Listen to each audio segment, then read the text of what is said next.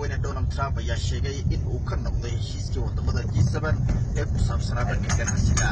Madaxweynaha Justin Trudeau ayaa waxa uu horay ugu dhawaaqay in toddobada dal ay taageereen sida ay uga go'an tahay in lala dagaalamo caqabadaha iyo kala xirnaanta ku salaysan dhanka cashuuraha. balse saacado kadib ayaa madaxweyne Trump qoraal saxiiga oo uu barta Twitter-ka ku soo qoray waxa uu ku tilmaamay Mr. Trudeau in uu yahay nin daciif ah. Markii ugu dambeeyay arrintaas sida ka qortay waxaynu hayaa dameerka waa dhameeyay waa isbedel la yaab leh oo uu sameeyay madaxweyne Trump. dadka ku jiraan waa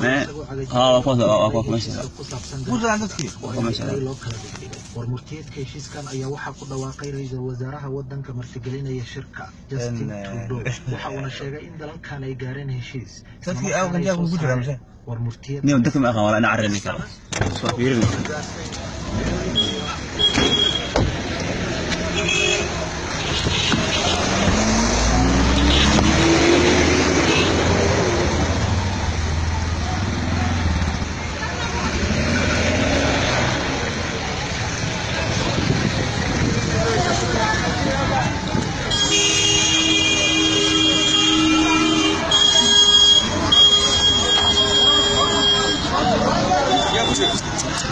Aku dah